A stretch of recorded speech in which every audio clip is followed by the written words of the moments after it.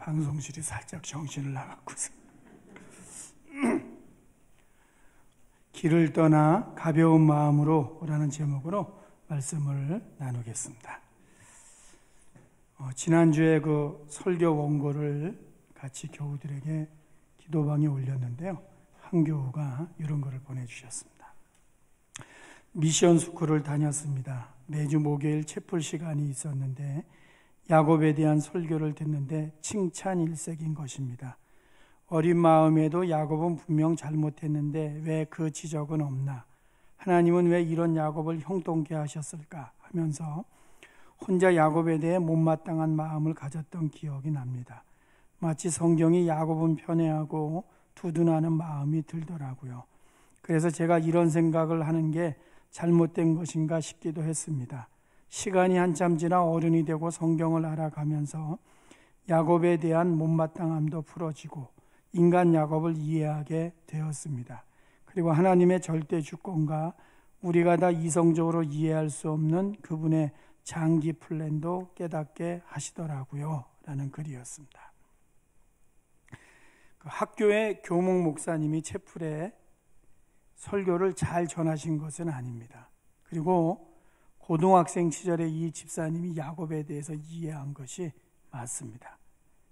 오늘은 28장에서 야곱이 형에게 돌아갈 축복을 빼앗고 나서 도망갔는데 하나님이 나타나셔서 약속을 주신 이 모순을 우리가 같이 살펴보면서요.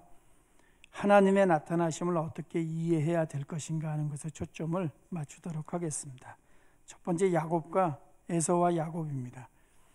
창세기 26장 35절을 보면은요, 에서가 결혼을 하게 됩니다. 며느리들이 들어오게 되는데 성경은 이렇게 기록하고 있습니다.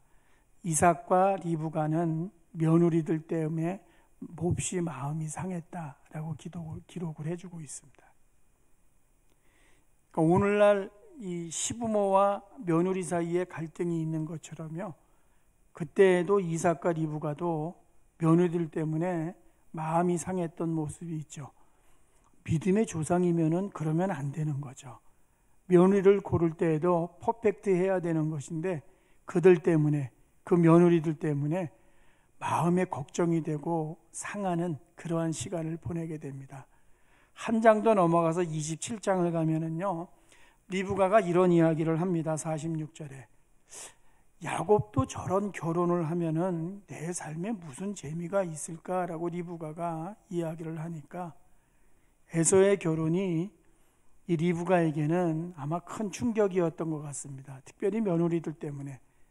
우리도 요새는 그렇진 않지만 과거보다는 고부의 갈등이라고 하는 것 때문에 고민하는데 이삭과 리브가도 그것 때문에 고민했음을 보여주는 거죠.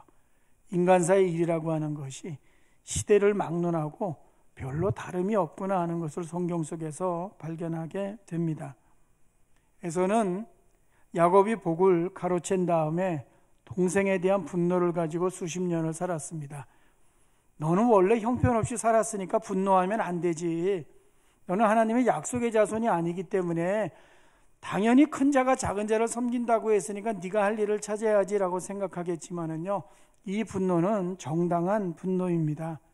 수십 년 지나고 나서 동생을 만나게 되었을 때에서는 보호자로 자처했고요. 돌아온 땅에서 동생이 잘 생활하도록 보살펴주는 모습이 나오고 있습니다. 그런데 같은 땅에 형제가 같이 살면서 재산도 많아지게 되었고 사람도 많아지게 되다 보니까 함께 살 수가 없었습니다. 에서가 야곱을 떠나게 됩니다. 그러면 야곱이 살던 땅이 좋은 땅이겠습니까? 에서가 떠난 땅이 좋은 땅이겠습니까? 야곱이 살던 땅이 좋은 땅이었습니다. 왜? 이미 기반을 잡고 있었기 때문에 그러하죠. 형이 동생을 위해서 땅을 양보하고 그 땅을 떠나갑니다. 그리고 야곱이 부모를 떠나서 수십 년 외지에 나가 있을 때 수십 년 동안 그 부모를 공양한 효자가 에서입니다. 에서에게서는 오늘날로 이야기하면은요, 면장이나 군수나 시장이나 도지사 같은 수많은 족장들이 나왔기 때문에요, 에서의 삶을 실패한 인생으로 절대로 생각하지 말라고 했습니다. 누구보다도 성경 속에 나오는 인물 가운데 성공한 삶을 살아간 사람이 에서였습니다. 야곱은 어떻게 살았습니까? 형에게 갈복을 가로채고 아버지를 속이고 그로부터 수십 년 동안 어떻게 저런 인간이야, 이중적인 인격의 모습을 보여주면서 살아간 사람이 야곱이었습니다. 우리는 이런 교훈을 많이 들었습니다. 야곱이 약속의 자손이기 때문에 형은 동생에게 박수를 쳐주어야 되는데 분노하다니 그건 말도 안 되지, 이런 교훈 들었고요. 에서는 나쁜 신앙인이고 야곱은 훌륭한 신앙인이라고 교훈을 듣기도 했습니다. 하나님이 택한 자가 팥죽 한 그릇에 그 장자의 권리를 사겠다고 이야기한 것도 욕심으로 이해하지 않고 열심으로 이해했던 모습들이 있습니다. 그건 열심이 아닙니다. 욕심이지. 그 욕심은 욕심이라고 하는 것을 정상적으로 이야기를 해야 되는 것이죠. 그러므로 야곱에 대해서 좋게 이야기하는 것은 절대로 좋은 설교가 아니고 좋은 교훈이 아니라는 겁니다. 야곱이 하나님의 뜻을 행한 거 아닙니까? 야곱이 복을 가로채지 않았어도 하나님이 그를 인도하셨을 겁니다. 아브라함이 장자의 기도를 받고서 길 떠나고 장자의 기도를 받고서 믿음의 조상이 되었습니까? 그렇지 않습니다. 모세가 안수를 받고 지도자가 되었습니까? 그렇지 않습니다. 둘째였지만 하나님이 그를 사용하셨습니다. 다윗은 형제 가운데서 뒤에서 두 번째였습니다. 두 번째였는데도 왕이 되었습니다. 장자에게 돌아갈 복을 그가 가로채고 나서 왕이 된 것이 아니었습니다. 욕심으로 가로챈 것은 명백한 잘못이죠. 야곱의 행동을 합리화하고 에서의 행동을 뭉개버리는 것은 바른 성경 이해가 결코 아닙니다. 제대로 이해해야 되는 거죠. 두 번째, 하나님이 나타나신 타이밍입니다. 자녀를 키울 때 부모가 개입하는 타이밍이 굉장히 중요합니다. 우리 아이가 달라졌어요 라는 프로는요, 부모가 적절하게 개입하지 못해서 방임으로 놓여진 아이들의 문제를 다루고 있습니다. 요새는 강아지가 달라진 것에 대해서도 프로가 진행되고 있습니다. 부모나 주인이 제대로 개입하지 못함으로 말미암아 생겨난 문제죠. 언제 격려할지, 어떻게 격려할지, 언제 혼낼지, 어떻게 혼낼지에 대해서 잘 판단해야 되죠. 강압적이어서도 안 되고 방임이어서도 안 됩니다. 그러나 살아가면서는 적절한 타이밍을 잡기가 어렵죠. 이 타이밍이 살아가면서 생명력과 같다고 이야기할 수도 있습니다. 에서와 야곱의 일은 잘합니다. 복을 가로챈 것이 생각보다 큰 문제를 가져왔습니다. 형은 동생을 죽인다고 난리치기 시작을 했고, 부모는 안 되겠다고 생각해 갖고서 외삼촌 집에 그 작은 아들을 보내게 됩니다. 야곱이 형을 피해서 도망가다가 잠을 잡니다. 제대로 못 잤겠죠. 형이 언제 닥칠지 모르는 상황이죠. 불편을 넘어서 불안했고, 불안을 넘어서 아주 오늘 밤 못 넘기는 것이 아닌가 하는 생각을 가졌을 겁니다. 그런데 자다가 꿈을 꾸게 되었습니다. 땅에서 하늘에 닿은 사다리가 나왔습니다. 계단이었습니다. 그 사다리 위에 천사들이 오르락내리락 하는 것을 봅니다. 꿈속에서 이러한 것을 경험했다고 하는 것은 대단한 것이었습니다. 그런데 꿈에 하나님이 야곱에게 말씀하셨습니다. 내가 누운 땅을 너와 너의 자손에게 주겠어. 후손이 동서남북으로 퍼질 거야. 내가 너와 함께하고 너를 지켜주고 다시 이 땅으로 올 거고 약속이 이루어질 때까지 너를 떠나지 아니한다라고 하나님이 친히 꿈속에서 말씀해 주셨습니다. 야곱이 잠을 깨고서 이야기를 하죠. 하나님이 여기 계시는데 내가 알지 못하였다고. 그리고 서원을 합니다. 서원을 하는 것은 그의 상황이 너무나 어렵다는 것이고, 하나님이 여기 계신데 알지 못하였다고 하는 것은요, 이곳에는 하나님이 계시지 않을 정도의 상황이라고 자기 자신이 한 잘못이 무엇인가에 대해서 야곱도 알고 있는 거죠. 대단한 체험이었습니다. 예를 들어서 말씀드립니다. 이런 경우 지금까지 목회하면서 몇 번 있었습니다. 아버지가 큰아들에게 중요한 지분을 상속하겠다고 이야기를 했습니다. 그런데 어느 날 작은 아들 부부가 아버지를 꼬셔서 상의도 없이 큰형과 상의하지 않고 지분을 자기 이름으로 바꾸어 놓았습니다. 집안 문제가 커졌습니다. 칼부림이 날 그러한 상황이었습니다. 집안의 혼란은 계속되고 있었습니다. 이 혼란의 와중에 작은 아들 부부가 외국에 나가기로 결심을 했습니다. 목사에게 예배 드려달라고 전화했습니다. 거기에 가서 이렇게 설교하면 어떻게 되겠습니까? 집사님, 하나님께서 다시 돌아오게 하실 겁니다. 집사님 가족에게 복을 주실 겁니다. 동서남북이 다 집사님의 땅이 될 겁니다. 강하고 담대하십시오. 가는 길을 여호와께 맡기십시오. 라고 설교한다면 바른 설교입니까? 부적절하죠. 그렇게 설교하면 안 되는 거죠. 명의를 바꾼 이 부부는 도망가기 직전이고 부모와 형제들은 분노하고 있는데 목사가 그 예배에 가서 이런 식의 설교를 하게 된다면 그 설교는 잘못된 설교겠죠. 하나님이 야곱에게 사다리를 보여주시면 안 되죠. 그리고 야곱에게 이렇게 약속해 주시면 더더욱 안 되는 겁니다.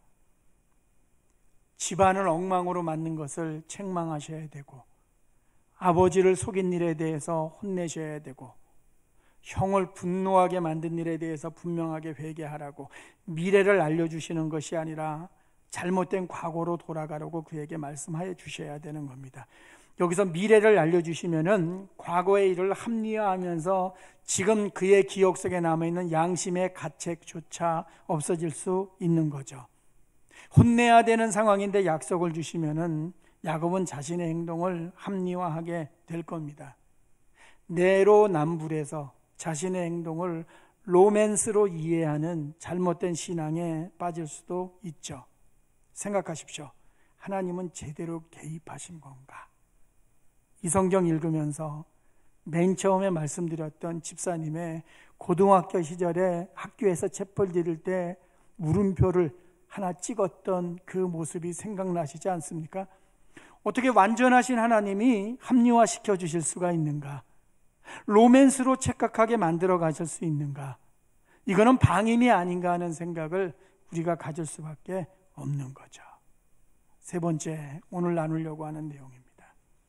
편안하게 그리고 가벼운 마음으로입니다. 군대는 오와 열을 중요하게 생각합니다. 그런데 5분대기를 맡은 소대는요, 오와 열이 중요하지만은요, 일단 벨이 울리게 되면은 5분대기조의 대무실은요 항상 엉망이 되게 되어 있습니다. 왜? 5분 안에 튀어나가야 되는 겁니다. 트럭이 출발해야 되는 거죠. 대공용이증이 생기면은요 출동해야 되는 겁니다. 출동하고 나서 내무실 들어가 보면은요 모든 것이 엉망이 되어 있습니다. 어제와는 다른 거죠. 그러나 지금 다 이해합니다. 그거 가지고 오와 열이 잘못됐다고, 각이 제대로 맞추어지지 않았다고 혼내는 사람은 없습니다. 자녀를 키우실 때 몇 번은 아이 들고서 뛰었던 기억이 있을 거라고 했죠. 옷매무새 신경 쓰지 않죠. 체면, 세수, 면도 그런 거 신경 쓰지 않고 바로 튀어나갔던 기억이 있습니다. 시급할 때에는 모든 것이 중단되어지는 것이죠. 누군가 세상을 떠났을 때에는 어제까지 지내던 일상의 일들은 중단되어지는 거죠. 아무것도 생각나지 않는 거죠. 어제까지는 그것이 소중한 일이었는데 상황이 바뀌면서 지금은 그것은 두 번째로 밀리게 되는 거죠. 이 밀리게 되는 일은 갑자기 닥치게 되어 있죠. 늘 1번, 2번을요 정확하게 우리가 구분하면서 살아가는 것이 아닙니다.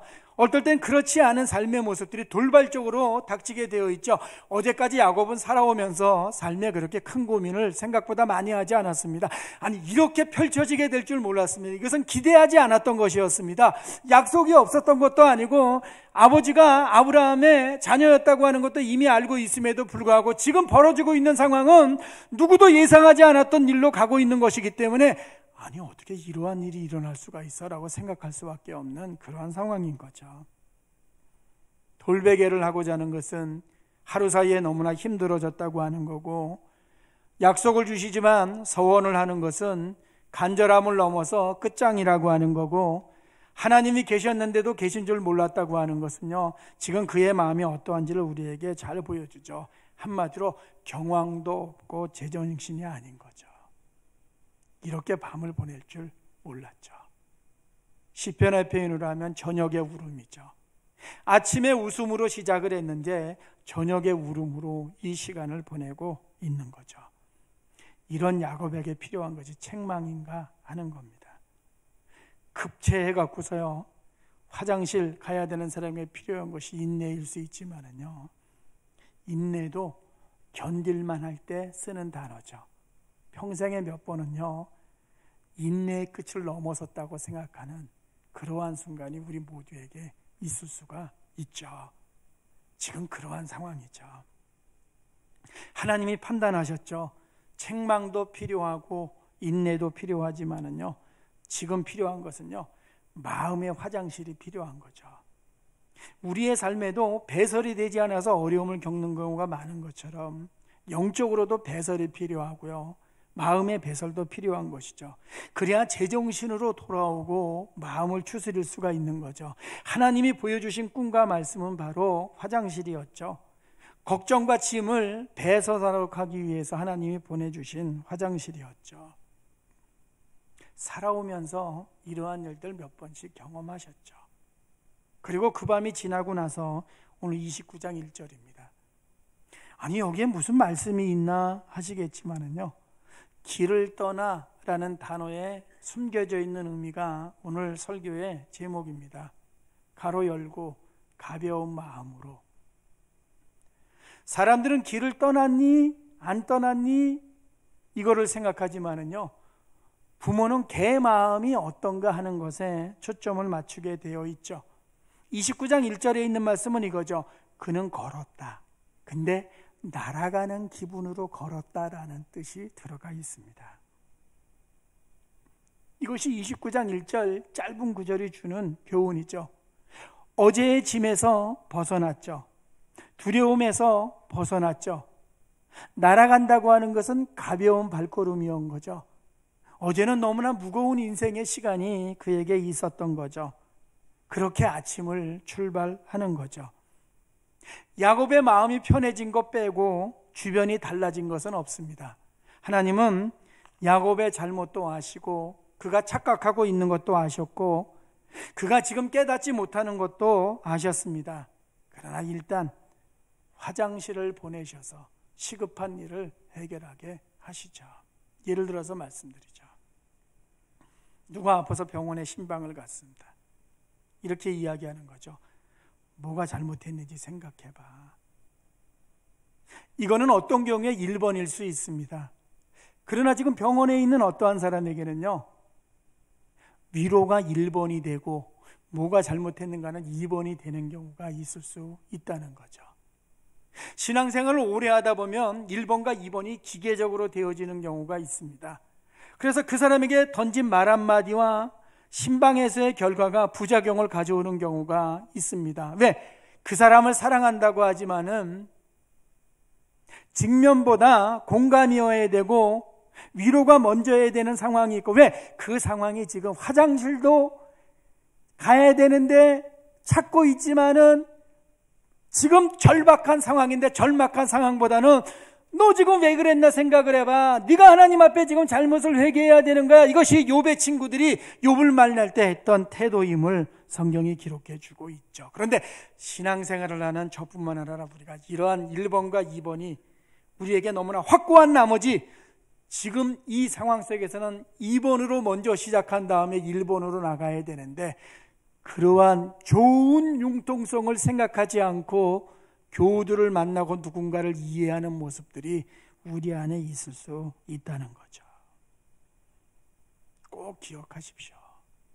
이 하나님의 행동의 모순이 그의 상황이 어떠했는가에 대한 판단으로부터 시작됐다고 하는 것을요, 한시도 잊어서는 안 되는 겁니다. 결론입니다. 제 손주 아이가 어린이집을 다닐 때요, 그 어린이집 안에 있는 다른 아이가 그 어린이집에서 응가를 한 것 같습니다. 어떠한 상황에서 응가를 했는지 정확한 상황은 제가 모르는데 선생님이 아마 가볍게 불편한 이야기를 했나 봅니다. 그 아이한테. 손주 아이가 그 이야기를 듣고 나서요, 그 다음부터는 어린이집 수료할 때까지 한 번도 화장실을 안 갔다 그러더라고요. 그래서 제가 어느 날 그랬습니다. 승민아, 어린이집 가서 화장실 가고 싶으면 선생님한테 화장실 간다고 이야기를 해야 돼 그랬는데 한 번도 안 갔다 그러더라고요. 얼마 전부터 유치원을 다니기 시작을 했습니다. 유치원에 가서도 화장실 한 번도 안 갔다 그러더라고요.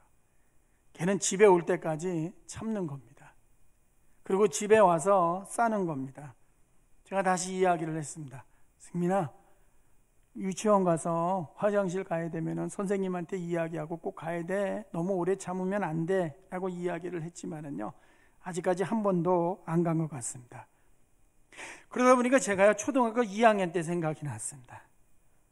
저도 초등학교 때 학교 가서요, 화장실에 간 적이 별로 없습니다. 그러다 2학년 때 비 오는 날인데요, 집에 가다가 똥 싼 적이 있습니다.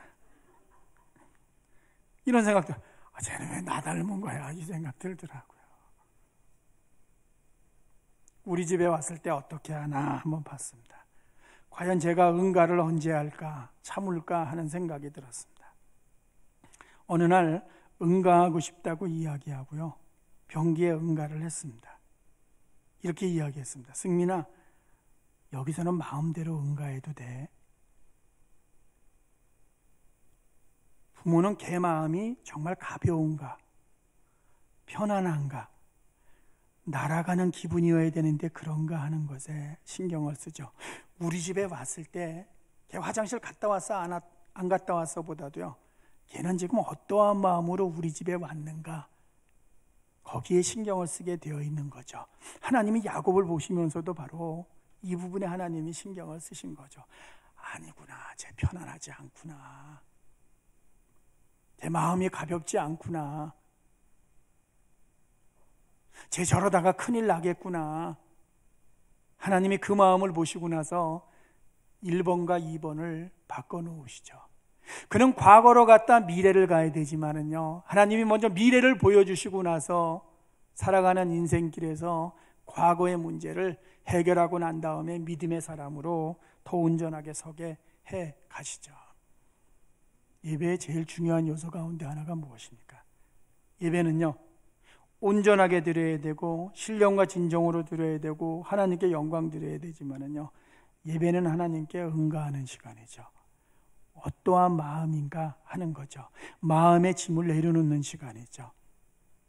마음껏 풀어놓아도 되는 거죠. 이런 거 있죠. 교회 들어올 때는 마음이 너무나 편하네요. 맞습니다. 그 다음 고백은 이거여야 되죠. 교회를 나가는데도 마음이 편해졌어요. 날아가는 기분이에요. 그 다음은 이거죠. 한 주일 살아가면서 이 날아가는 기분이 지속되었으면 좋겠어요. 여기까지 가야 되는 거죠. 교회 들어올 때는 마음이 편해요. 는자를 쓰면 안 되죠. 그거는요, 교회 밖을 나갈 때는 편안함이 사라진다는 거죠. 교회 들어올 때에도 마음이 편안한데 나갈 때에도 날아가는 기분이고 한 주간을 살아가면서도 상당 기간 그것이 지속되어라는 것이 정상적인 거죠. 우리 모두의 기도의 제목이라고 하는 것은요, 거기까지 응답되어야만이 제대로 우리의 편안함이 지속되는 거 아니겠습니까? 길을 떠나, 이 단어의 의미가 무엇인지 한번 생각하십시오. 제가 마지막 다시 읽습니다. 야곱이 길을 떠나 동방 사람의 땅에 이르러. 이 편안함이구나. 오늘 예배를 드리면서 이 편안함 꼭 경험하시고요. 교회 문 나서면서 이 편안함이 내 속에 있기를 원하고요.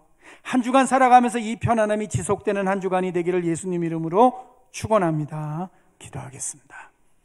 오늘 말씀 길을 떠나 가로 열고 가벼운 마음으로, 편안한 마음으로 꼭 기억하십시오.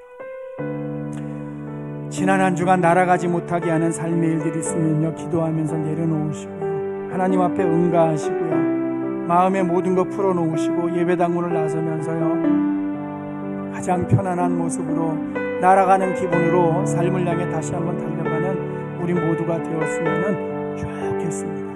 그게 29장 1절의 의미입니다. 기도하는 우리에게 가로 열고 가벼운 마음으로 가로 닫고 이렇게 인도하시는 아침이 되기를 원합니다.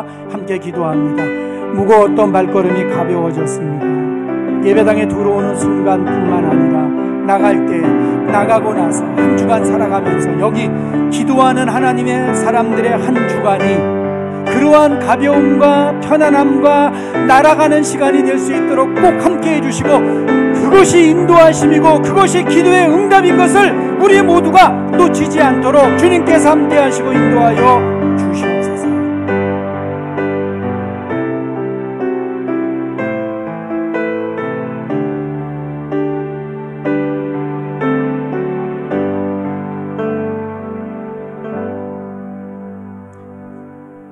갑자기 천근만근이라면은 주님 이 시간 하나님께 응가하고 가벼운 마음 주시고 날아가는 마음 주시고 편안한 마음 주시고 예배당을 나가서도 지속되는 한 주간의 삶이 되도록 축복하여 주시옵소서. 예수님 이름으로 기도하옵나이다. 아멘.